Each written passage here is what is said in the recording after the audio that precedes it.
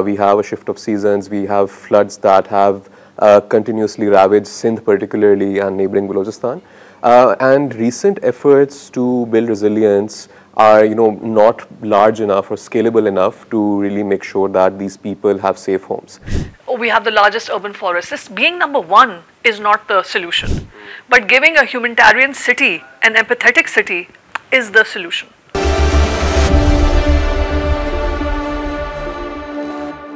Hello everyone, and welcome again to this installment of Front Seat to Climate Change as we continue our conversations on climate, environment and building resilience, particularly in regards to our urban regions.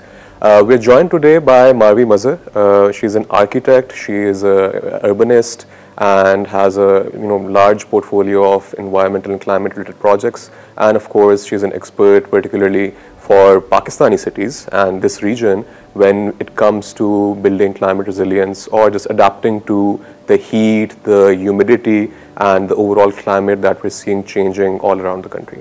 So welcome to the show, Marvi, and thank you for joining us.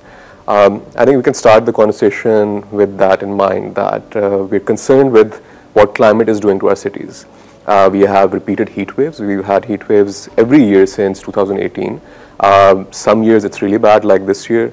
And some years, you get relaxed and ignore what can happen again. But in terms of design, construction and architecture, these are long-term things.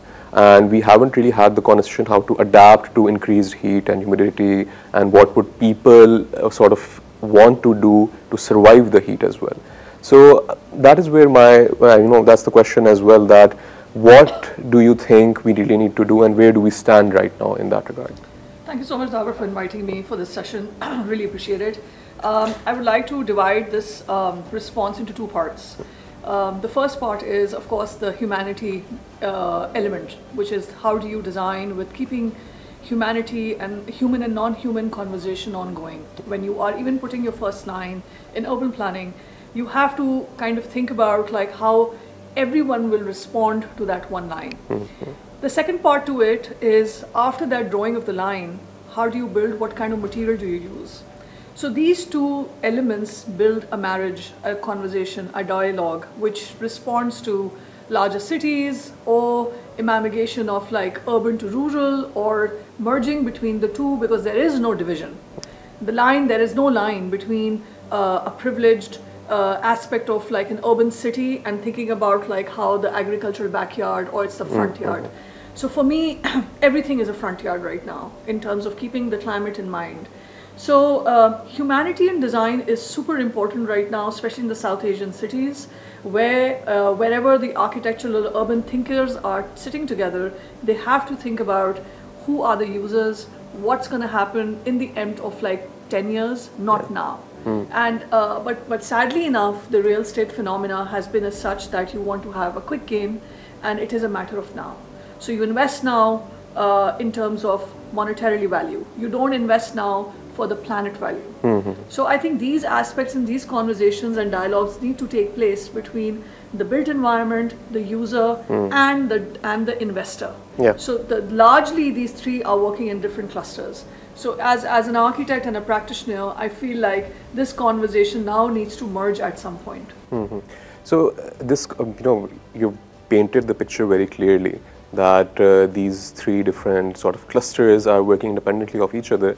But we do see a large shift around the world where green building concept and power efficiency, this passive cooling aspects, everyone's talking about them.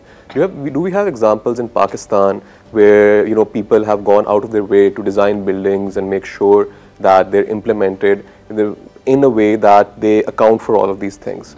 So I wouldn't understand like for the modern technologies and how these buildings right now, a lot of newer buildings are adopting some kind of elements like, unfortunately in the early 2000s there was a phenomena of like glass buildings. Now that's being discouraged. People are looking at, if there's a building with 4 elevations, one elevation was always the surface, the service elevation, and it's called the service shaft, for example. Now people are saying that surface shaft is the one which creates the most carbon emission. So how do we kind of balance it out by kind of equating it all over those 4 elevations.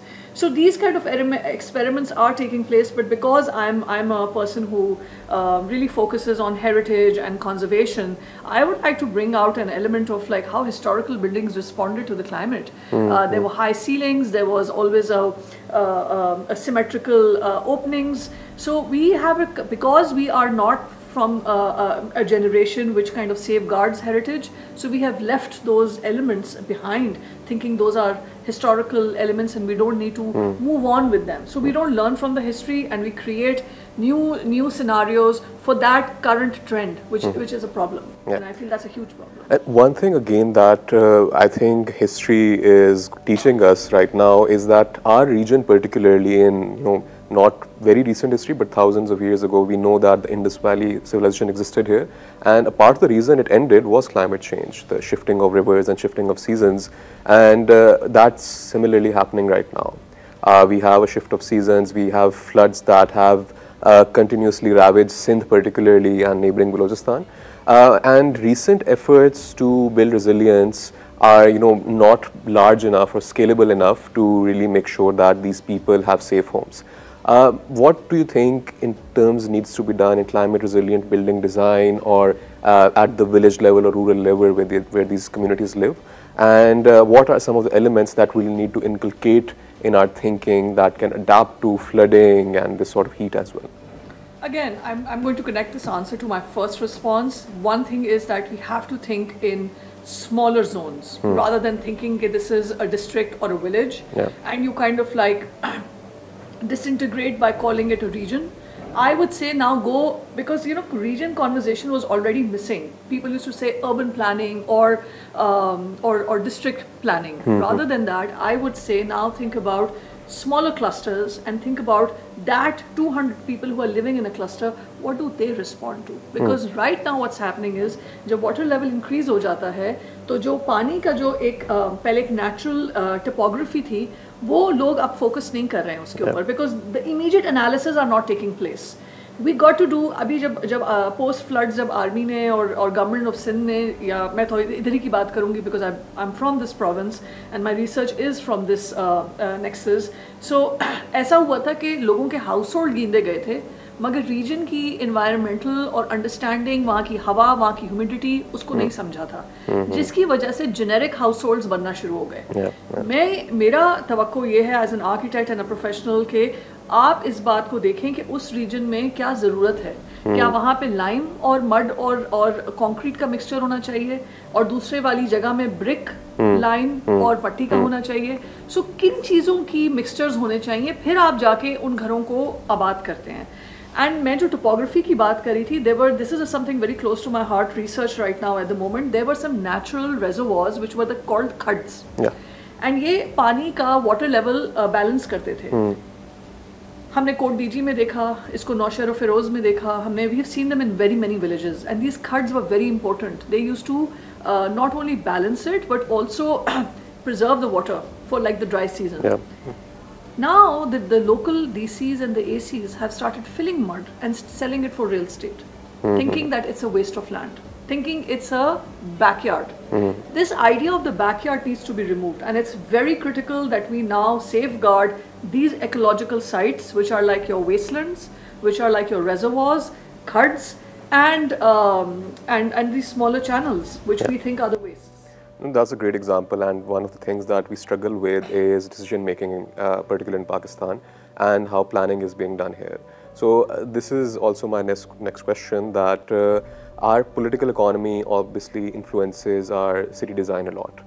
We have different jurisdictions, different departments involved, and some of them are more influential, some of them have less resources. So all of our planning is actually having these factors involved rather than just design thinking. So how do we navigate this space effectively for a city like Karachi and other cities as well, but particularly Karachi, because this conversation about urban resilience is very important for this city? Sure. Great question again. So right now, I'm not going to question anybody's intention. Intentions are fantastic. The city, the mayor is doing some incredible work. Someone else is doing another like great preservation projects. Everyone is working, right? And this city is workaholic, I would say. But the problem is that everyone's working in silos. The conversation between the departments is missing.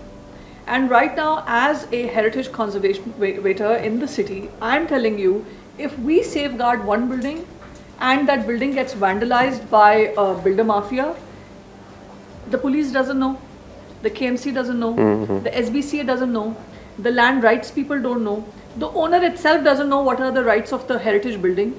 So there is a total collapse of policy understanding. And this is only I'm giving from a very focused area of example. This apparently is a template for every other section. All my other practitioners are saying the same thing, that there is no conversation between the departments. A letter is sent out, which is a very colonial methodology. There are no roundtables, there are no weekly meetings, and there is no reporting, and there is no maintenance. And that's why the city is falling apart.